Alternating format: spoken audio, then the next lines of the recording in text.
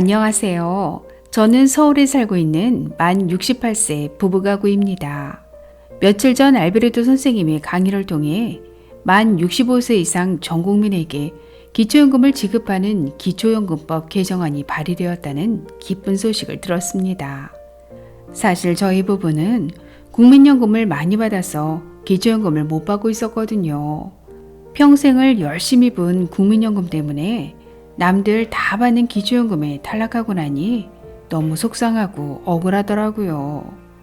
아무튼 이번에 기초연금법 개정안이 국회를 통과해서 우리 부부가 한 달에 60만 원의 기초연금을 받을 수 있다면 생활에 정말 큰 도움이 될 것 같습니다. 그런데 마음 한편으로는 걱정이 되기도 해요. 코로나19 재난지원금 등으로 국가재정도 어려울 텐데 기초연금까지 전 국민에게 주려면 또 얼마나 많은 돈이 필요하겠어요. 기초연금 받으면 좋기는 하겠지만 아마도 세금을 더 많이 걷어야 할 테고 특히 나중에 우리 자식들에게 너무 큰 부담이 되겠죠? 답답합니다. 그리고 다른 분들의 생각은 어떤지도 무척 궁금하네요. 알베르토 쌤, 시원한 설명 부탁드립니다.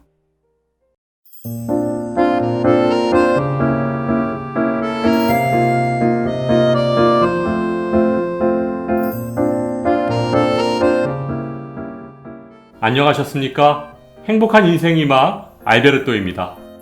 지난 방송을 통해 9월 7일 발의된 기초연금 개정안에 대한 내용을 설명드렸는데요. 오늘은 기초연금을 만 65세 이상 전 국민 지급을 했을 때 예상되는 긍정적인 효과와 부정적인 효과에 대해 아주 쉽게 설명해 드리겠습니다. 먼저 기초연금은 지난 2014년부터 시행되었고 2021년 현재 만 65세 이상 소득 하위 70%인 어르신들께 지급되고 있습니다. 그런데 여기서 우리가 확인해야 할 사실은 우리나라 노인 빈곤율이 약 43%로 OECD 국가 중 단연 1위를 차지하고 있다는 것입니다. 2위인 미국이 23%, OECD 평균이 12.4%인 것을 감안하면 노인 빈곤율 부분에서 대한민국이 압도적인 금메달 국가인 거죠. 그래서 우리나라에서는 현재 소득 하위 70%에게 기초연금을 지급하고 있는데요. 노인 빈곤율이 43%니까 별로 빈곤하지 않은 27%도 기초연금을 받고 있는 것이고 결국 아주 빈곤하지 않은 세금을 상대적으로 많이 내는 30%만 기초연금을 못 받고 있는 셈입니다.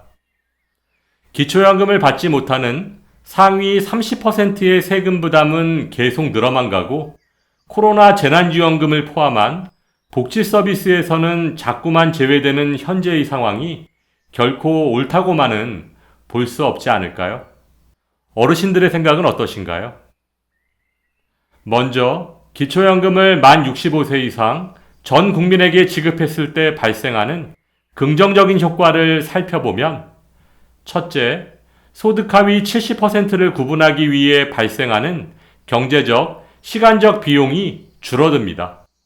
시군구 각 지자체 그리고 국민연금공단의 기초연금 담당 인력이 줄어들고 기초연금 시스템을 유지 관리하기 위한 비용도 상당히 줄어들 것입니다.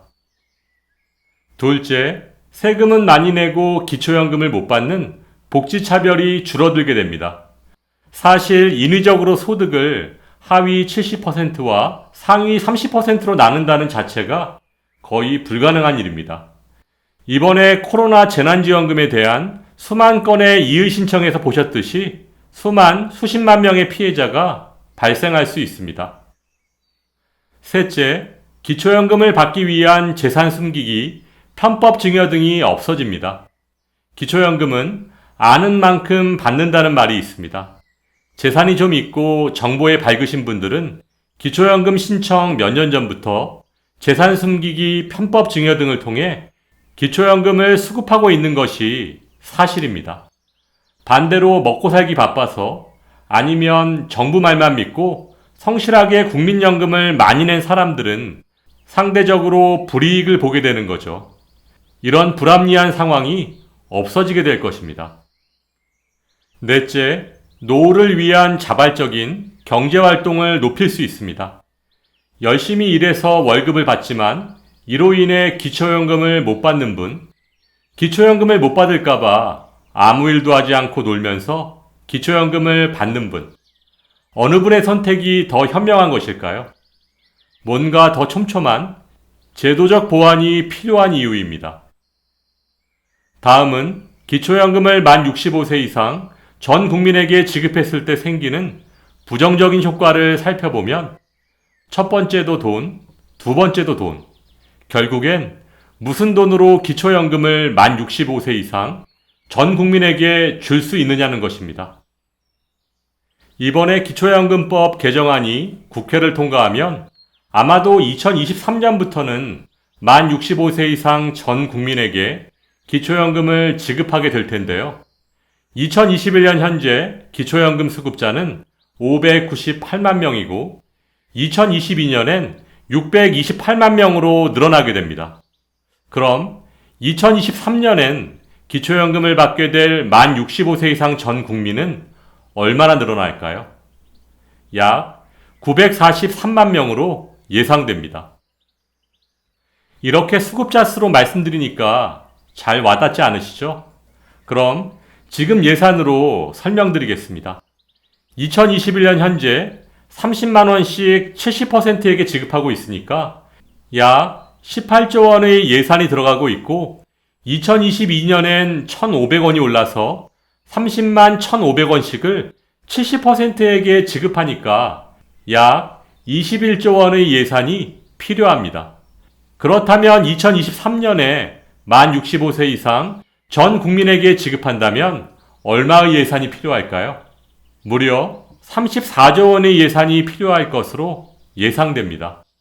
물론 1인당 기초연금을 얼마씩 주느냐에 따라 차이가 나겠지만 설마 깎지는 않겠죠. 아무튼 2022년 대비 약 13조 원, 즉 38%의 예산이 더 필요합니다. 13조 원 차이, 정말 엄청난 예산이 아닐 수 없습니다. 이 예산을 확보하려면 세금을 더 걷어야 할 텐데요. 건보료를 포함한 각종 세금과 생필품 물가는 자꾸 오르고 더구나 우리 자녀들에게 이 부담이 고스란히 전달될 것을 생각하니 어르신들의 마음이 무거운 것도 사실입니다. 오늘은 기초연금을 만 65세 이상 전 국민에게 지급했을 때 발생하는 긍정적인 면과 부정적인 면에 대해 간단히 설명드렸는데요.